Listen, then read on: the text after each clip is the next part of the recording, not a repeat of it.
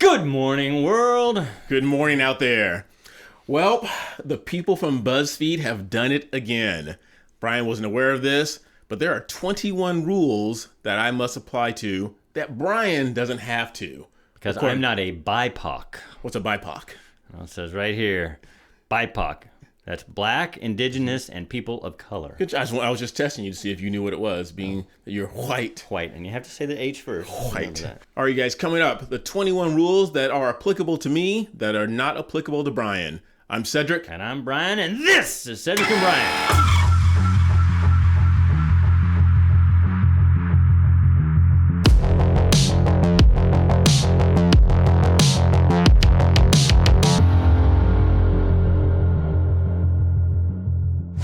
All right, you guys, welcome back. Here we are, and I found this article, again, from the good people over at BuzzFeed.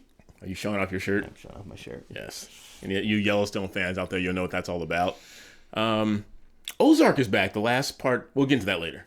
All right, watch that later. Speaking of places that... We'll get into that later. Okay. We'll get into that later. Yeah, that's a good example, though. So I found this article on BuzzFeed, and it is 21 rules that most white people don't know about that black people, people of color, have to follow. Now, here's the thing about rules. Rules are good. They're important for a safe society. They're good to get through certain situations. They're good for games. Having rules ensures that you're prepared. Are you prepared? Like Brian says, are you prepared? Do you have enough food, water, and other essentials to get you through tough times? If not, check out My Patriot Supply. They're the nation's #1 preparedness company, and they've served millions of American families just like yours. Right now, you can save 25% off their popular 4-week emergency food kit, which will keep you well fed for 4 weeks worth of breakfast, lunch, dinner, drinks, and snacks, totaling over 2,000 calories a day. This food stays fresh for up to 25 years in proper storage, so it will be there when you need it. In fact, you may need it a lot sooner than that. So don't wait. Go to www.preparewithcedricandbrian.com. That's www.preparewithcedricandbrian.com. Now, we haven't done this in a while. Let me read the actual headline here. People of color are sharing the rules they follow that most white people don't even know about. And it's an important conversation. So that's why Cedric brought it up, because he felt this was an important conversation for me to know. Yeah, this is very important. Now, we haven't done a video like this since that time we did...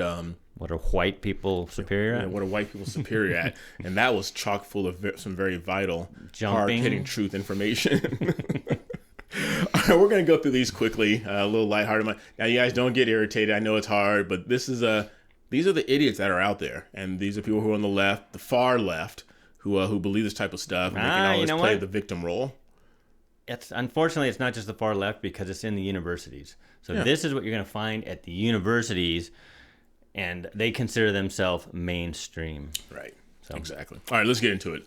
This first one says, I am a Mexican-American woman. I always make sure to have my receipt in my hand when leaving a store. The number of times I've been stopped and asked for a receipt, ... I have walked out of the store numerous times without my receipt, especially when I get that really stupid checker who pisses me off. That's when I go through the self-check aisle. I irritate myself. Well, but I walk out with stuff all the time. You're not a Mexican American. But I'm a person of color. Now, my wife, sometimes people think she's a Mexican American. She's actually a Honduran Guatemalan American. She just calls herself an American, by the way. But either, depending on the narrative, she's either a POC, in that category, or during BLM, she was considered a white person because she didn't understand. Depending on it depends on the narrative. Yeah, it depends on the narrative. But guess what my wife's never had happen? What? Nobody's ever asked her for a receipt walking out of the grocery store. No one's ever asked me? Yeah. Okay. So, again, these are the boogeymen that are out there that BuzzFeed seems to find all the time. Now, if I walk out of the store and I'm doing this... Yeah. Then I look a little suspect, but since I don't steal anything and I pay for my goods and services, I don't get that. All right, number 2. I'm from Louisiana, where they still have sundown towns. Avoid them at all costs, but if you have to pass through at night, make sure you have a full tank of gas so you don't have to stop. Do you want to tell them what a sundown town is? Yeah, in fact, I took some screenshots. I actually looked up sundown You have to look it up? towns. No, I know what they are, but I wanted to get some examples that BuzzFeed had. So number one, so sundown town number one is they say, and you'll get to the example here, but they say that it's full of racists. That if you're black, especially black, I guess according to them, people of color, but black, that when the sun goes down, you better not stay in that town. You're gonna get lynched basically, or you're gonna get harassed. Or now where we live, is that Newport Beach? Yeah. So usually they talk about the South, but so I'm just gonna give you some examples here.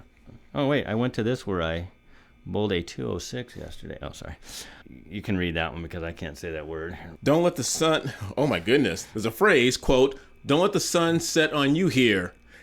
N-word. You could have said that. Mississippi.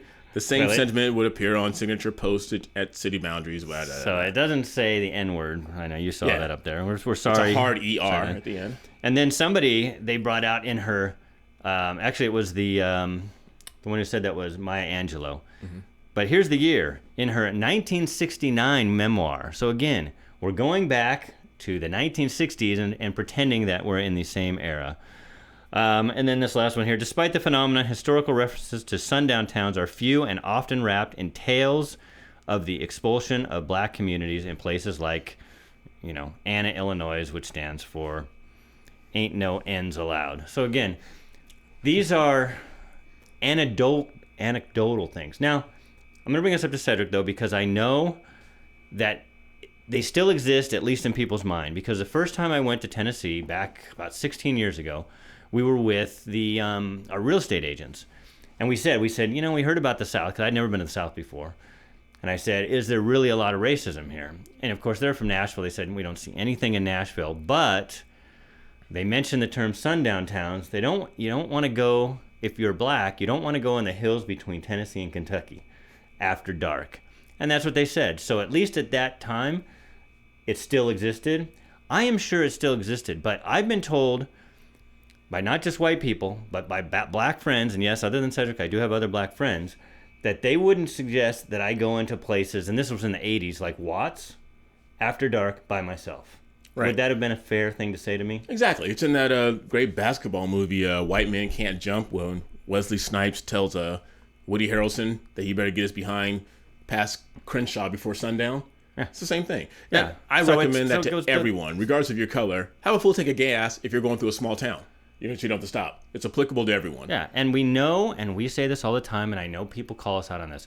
We know there are racists. We are very aware that there are racists in the world and in this country, but it is not the vast majority. Yes. So these BuzzFeed people, again, they're trying to divide us by suggesting that there's all of these terrible racist towns, and they call them sundown towns. We've worn out number 2. All right. Okay, number 3.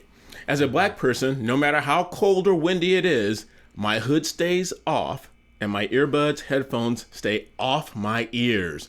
Good job, Jussie Smollett. I think that was submitted by Juicy Smollett. But your hood stays off and my earbuds, headphones stay off my ears, no matter how cold or windy it is. That's stupid.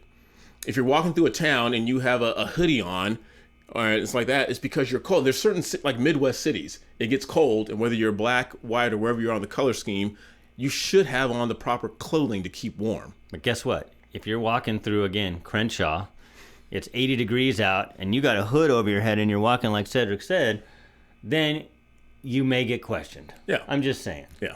Because that's usually somebody that's probably gang-related. Exactly. But if you're in Chicago, everybody has hoods on. And guess what? You usually put the hoods bundled so far on, you can't tell what color you are anyway. So exactly. It's silly. So remember that when you're going out at 2 a.m. to get your Subway sandwich. Keep it on. Number 4. As a Middle Eastern man, I make sure to always shave and dress professionally when I go to the airport. Now, this is key.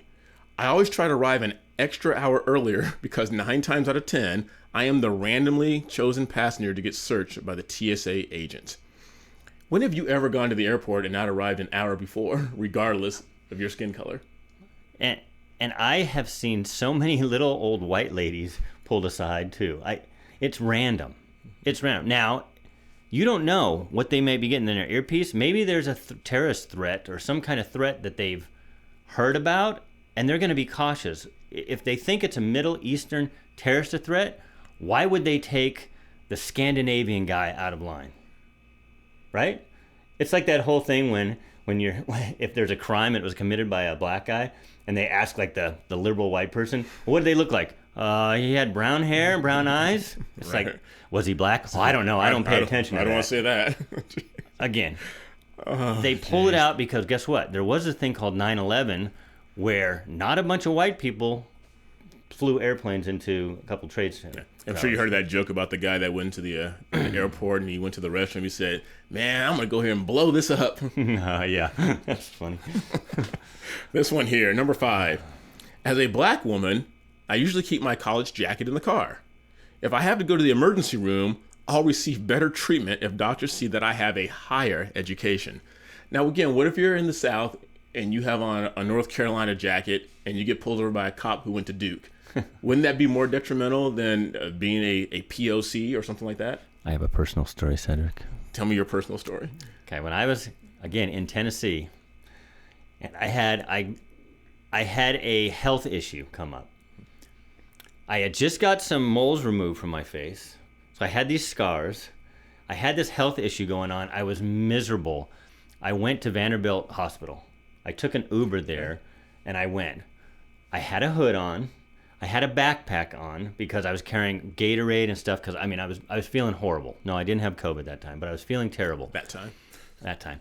I went in there, and at the end, a black lady, a nurse, basically with her Tennessee accent, bless your heart. Anyways. That means you're stupid. And she basically looked at me, and she thought with the scabs on my face, I was really skinny. I wasn't feeling good. I got that backpack. And she said, honey, you're supposed to have $100 copay, but you know what? Here's a website you can go into, and you can take care of this whenever you need to. So she assumed... To PoWhitePeople.com. Yeah, she assumed, because of the way I looked, that I couldn't pay my bill. Had nothing to do with color. Yeah. Now, is that reverse racism? Now, am I going to throw my arms up in the air and say, this black person is racially profiling me? Right. No. I did fit. My wife, I went back home and I told her story, and she laughed. She goes, you do look like you're some crackhead out on the street. So guess what? Depending on how you look. So this person, I'm sure if she was dressed up in, Gucci and all that, she didn't need her Letterman's thing or her college thing. If she looked like she was successful, right, they're not going to harass her. Guess what? If she looks like she's off the street, maybe they will. I look like I was off the street, so they treated me different. Okay, number 6. Make sure your hands are visible to the cameras when handling money at work. Good idea. If money were to go missing, you would be the first one they suspected. Not if you were the person that's not in charge of handling the money. Whoever is the money handler, I'm sure those people will be suspected. And again, this has nothing to do with color. At my dad's office, another personal experience, he had a lady who did defraud him of a lot of money, and guess what? She was a skinny little white cocaine addict. Had nothing to do with color.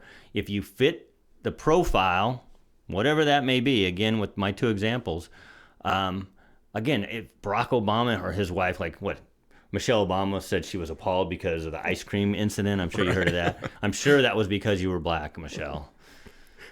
All right. Number 7.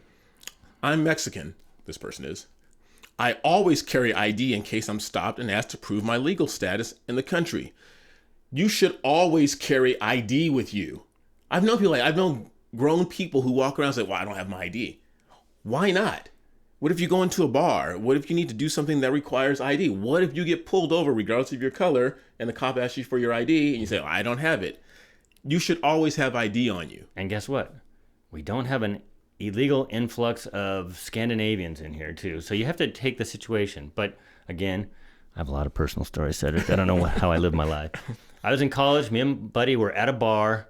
We were too drunk to drive, so we walked home. We were just throwing stones and stuff. We were, I wasn't throwing it in windows, but a police officer pulled over and asked for our IDs. We had our IDs. That's normal. And guess what? We were both white, and the officer was white. It's a damn shame. Damn shame. Number 8, we're not going to get through all 21. Sure we will. Okay. Run through it. Number 8, maybe not. In predominantly white places, I don't speak loudly in another language. You shouldn't be speaking loudly at all, jackass. I fear someone will tell me in the cliche, this is America, speak English. Or someone might go off on my family for speaking another language. Have you ever seen that? I have never seen that. Never, ever seen that. Who is this person? I want green tea boba. Yeah. Most of these are anonymous, by the way, if you look at it. So this one actually put their fake name. I'm intrigued with up people there. in this country that can speak multiple languages because it shows how diversified they are. Like, not only can you speak our language, but you can speak another language. That's pretty impressive. But you know what? Me and Cedric have been in the mall once, and I started shouting in Pig Latin to him, and people told us to shut up. I don't know why. They told him to shut up. I walked away quickly. Number 9, no matter how angry you get, you try and remain calm. Okay. If you raise your voice even a little, regardless of what you say or how you say it, you are instantly labeled an angry black woman and judged wrongly, even when you're right. Now, I remember that situation. We did a video on it where the lady in Los Angeles went to the Wee Spa, and she was upset because there was a transgender person in it. Yeah. And she presented her case sternly, not loud, but she said, "This is wrong, and I want to be heard." Now, if you go to the extreme and go, "Oh, no, child, I want to see the manager. I want to see him right now. You are not going to do me wrong." That is ignorant. Don't do that. I don't care what color you are. You're just trying to draw attention to yourself. You're an adult. There's a way to present your case without looking like a damn fool. Because I did that. I was waving my arms saying "child." Yeah, And it looks ignorant. people were looking at me funny. Are you driving now? There you go. Number 10. As Asian people, we have to try our best to pronounce every syllable correctly. Instead of compassion and understanding, if we mispronounce something, we get laughed at and called names. People can only speak one language will question our intelligence when we are multilingual. I just addressed that on number 8 or 7. People who speak multiple languages are it's really impressive to me. Because not only are you trying to say our language, but the fact that you know another language or two is just really incredible to me. And I have never... I talked to a lot of people, the skydiving place down in Lake Elsinore where we're at. They come from different places. Sometimes it is funny, though, Cedric. Okay. You just ruined the whole thing. Now Google has the Google Translator thing. You just push the Google and they speak into it and it comes out in your language. But I try my best to like... But she's saying if you say a syllable wrong, and it's like we used to say that when Asians sometimes, instead of saying glass, they'll say grass, the L thing. Yeah. But it's the same thing. I had a friend, and he was white, he wasn't black, and he always said ax. Ax, I'm gonna ask you something. Yeah, let me ask you a question. Yeah. And I thought it was funny. Yeah. And he was white, so. Right. But just because, when did we lose the ability to laugh at ourselves, anyways? Well, we became woke, more and more woke, and the left will say no matter what you do, if you laugh or you ridicule them, you're some type of ist, and racist, misogynist. And if somebody does that to you and they don't know you and they do it in public, then they're the asshole. Yeah. If they're making fun of you. I find that most people will do like a nervous giggle. Like, I don't understand what you're saying. Yeah, I know. It's just people. Again, everybody has to be a victim. All right, number 11. As a Mexican American, you don't drive slowly through nice neighborhoods to admire the beautiful homes because people might think you're casing the place. Again, if you're in a lowrider 1965 Caddy, maybe. If you're driving in your Mercedes and you're Mexican American, nobody's going to say anything. Again, but if I'm a white guy with my beard, right? Boom. Or I'm on my motorcycle, since I guess I'm a biker now, I'm right? driving. Boom. Boom. And I go by, people are going to look at me like I'm casing the place too. It has nothing to do with color. People are idiots. Number 12. I want to buy a house in the next couple of years, and I actively avoid looking for properties in a primarily white location. It's just much more likely to be unwelcoming. I live... People are going to say, well, I figured it out, Cedric. I knew you would. I have lived in predominantly white neighborhoods, and my neighbors are my neighbors. I've had... Brian, when we live close enough, I don't think he knows it, I still have the code to his house, which I come by all the time when he's not here, and I party and stuff, and I just clean up before he comes home. And my white neighbors always call me and say, "Did you know that?" Just kidding. Joking. I'm trying to joke. This is very serious. BuzzFeed said it's serious. Yeah. But, I mean, let me give you a hint. You may hate me on this for this, but go to the white neighborhoods. I mean, they're going to have public schools anyway, but your child is bound to get a better education if they go to a better neighborhood. Just saying. And I probably get looked out funny again if I move into a predominantly black neighborhood. They're probably going to go, Either one of two things. There goes the neighborhood. There goes the neighborhood. Or, oh, it's going to be gentrified now. I mean, you're going to get crap no matter what. Again, just live as an individual and quit worrying about this stuff. It'd be like Tom McDonald. I think he was living in Compton for a while, wasn't he? Or South Central. Yeah, but he has tattoos on his face, so that's okay. Right. Number 13. As an Indian who lived in Texas, I'd avoid wearing traditional clothing in public at all costs. Certain parts are better than others, but better to be safe. Okay. All of a sudden, I know this is bullshit. I just know it's bullshit right now. It says anonymous. What Native American calls themselves Indian now? Yeah. They're not going to call themselves an Indian. Yeah, you're not allowed to do that anymore. An Indian would be somebody from India, and then they wouldn't probably say wearing traditional clothing. Now, maybe I'm wrong. Maybe they're talking about somebody from India wearing the scarves and stuff. Yeah. What did the Cleveland team change their name to? Is the Cleveland Generals? I don't know. But how long do the Atlanta Braves have, or the Florida State Seminoles, or anything like that? Number 14. As a Latino, I always try to keep my distance when walking near white folks because they start guarding their pockets and purses when they notice me near them. It's pretty sad, honestly. They criminalize me without even knowing me. Wow. Yeah, that happens every day. Anonymous. Oh, it's another anonymous. I'm sure it's real. The only time I ever guarded my wallet is when I went to Europe, because they would tell you about the pickpocketers there. All the black people in Europe would just... They're not black either. All right, real quickly. Number 15. As a black woman... A lot of black women on this. In a predominantly white area, I make a point of approaching staff first in stores when I walk in. I ask an innocuous question in a friendly, high-pitched voice, even if I don't need anything. They seem to feel safer around me and do not follow me around when I do that first. Now, that's just racist. People are projecting their own stuff on people all the time. So you walk in, it's like, oh my God, excuse me, but like, where is that Naxima? Did I do that pretty good?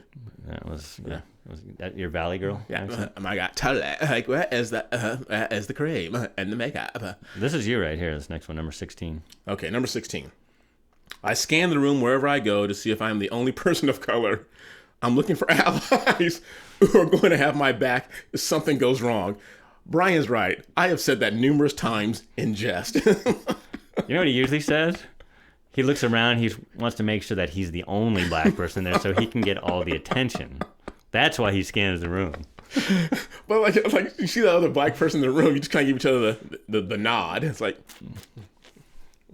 I see you. You know, I get that now. You get the nod? People with long beards now. You get the beard nod? Yeah, the beard nod, yeah.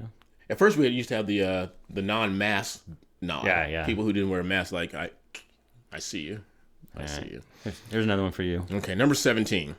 As a black man who loves hip-hop, I often have to censor the music that I listen to so I won't be judged as a thug.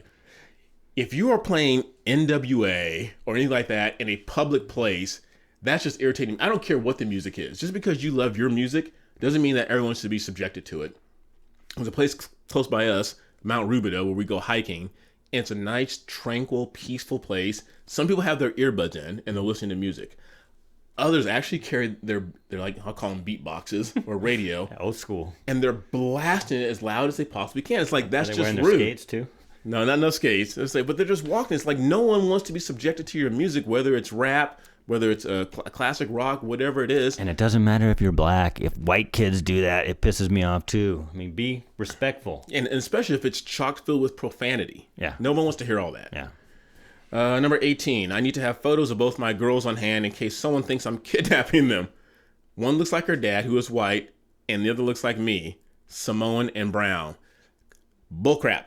Because my kids are biracial, and I have never had that issue where someone thought that me as a black male was kidnapping the lighter skinned child. I've never had that happen. My wife had that happen once. Not that she was kidnapping, but my wife's Hispanic, dark hair. My kids were both, I don't know if you know the term towheads. It's not racist. They were very white-haired kids, even though they're half Hispanic. It was a Hispanic person who assumed that she was the nanny. Not a white person didn't assume that, just because she walked in with these two little towhead kids. And she said, no, I'm their mom. I'm their mom. It's not a racist thing, for people to assume stuff. Oh, my goodness, incredible. Oh, God. Number 19. As an Asian American born in the U.S., I add my English middle name on my resume to help minimize false assumptions from hiring managers that I'm a recent immigrant from Asia who would not fit into the culture of an American company. I believe that if I had a common last name like Smith, I would have experienced more career opportunities in my life. Liar. Guess what? It goes opposite. Now, you may not get into Harvard because guess what? They're racist against Asians there. Right. They don't want too many Asians. When it comes to the job force, I don't think it's going to hold you back at all because guess what? The assumption is what? Asians are smart. Asians are smart. Yeah. Yeah. So we did a video on that. You poor Asian American, people might think you're smart. But we did do a video on that. Like, does what you name your child hold you back in life? Yeah. But and it is true. I mean, we grew up when there was a big influx after the Vietnam War, so we had a lot of Vietnamese here. A lot of them would change their name, and for some reason, the popular names were Tina and Brian and stuff like that, so that they would have an American-sounding name. Good, bad, I don't know. It happened with white cultures too. You don't have those Gaelic Irish names in America because they have some pretty funky names over there too. Like Angus. You don't see a lot of American Anguses. why does their name sounding gay have anything to do with it? Gaelic. Oh, I'm sorry. Okay. All All right. Number 20. As a black person, I don't wear backpacks to the store or mall. This was me at the hospital. It's acceptable for certain individuals, but I know I would automatically look suspicious if they see me carrying a backpack. I got kicked out of a bar in Tennessee for having a backpack on. They probably don't want... They don't want people having backpacks. After 9/11, they don't know what you're bringing in, regardless of your color. Again, so this Megan Evans, probably another fake name, but if that is you, Megan, guess what? It happened to me too, and I'm white. Yes. So, you're not that important. Lastly, number 21, and finally, never speak Arabic at any security checkpoint. The more gentrified you sound when you speak, the better. That may be true. Maybe true. But remember, we did have 9/11 and a terrorist attack. But I think you can speak Arabic. But if you're speaking Arabic or you're speaking English or you're speaking another language and you're carrying a backpack and you have something covering over your face and you look jittery and nervous, that's going to draw attention to yourself. Yeah. That took a little bit longer than I thought. Oh, my goodness. We're almost at the 30-minute mark. I know. It's all right. We can go long. All right, guys. Hope you enjoy that. I do have a comment. Yeah. All right. Okay. You can entertain the peoples while I look for the comment. Got to give the people. It's our competitor right there. Give the peoples what they want. Okay, read the once comment, again, Cedric, no singing. Please. From that classic video that we did. What's his name? Joyner Lucas. Joyner Lucas. This one is someone who's agreeing with us. His name is Heisenberg. He said this whole song is literally about races expressing their opinions.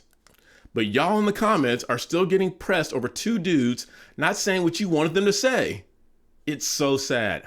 Heisenberg, thank you. Because we had so many people tell us, you guys missed the point of the video. I'm like, that's how we saw it. That's our opinion. It's our opinion. If you don't like it, whatever. But thanks for commenting. All you haters out there, we appreciate the comments because it helps the algorithm. Yes, it Keep does. commenting. Indeed. So we hope a bunch of you comment on this. All right. Give us your hate. All right. So for all you BIPOCs out there, if you guys want to comment in the comment section, have you experienced any of these rules in your life?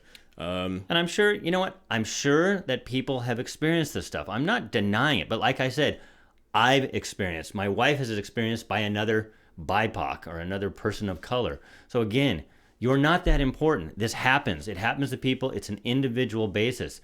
It's not systemic. Yes. That's all we try to say. It's not systemic. It happens. Right. I agree. All right. You said you were going to stand down on this one and let me take it all. You know I can't do that. I know. I got energy. I'm back from my COVID. Oh, jeez. My COVID. I know you're starting to lose the bass in your voice now. Starting to get back. I'm gonna try to keep it though. Back to its normal pitch. I gotta start singing country music. Oh, all right, you guys. Thank you guys for being here. We're back in the saddle again, putting out more videos. Please keep sharing our videos with everyone. But make sure you like, subscribe, ring that bell, and share our channel with everyone you know. And no matter where you fit into the BIPOC scale, if you're dark or light, continue being good to one another. Until next time, I'm Cedric. And I'm the non-BIPOC Brian. We'll see ya.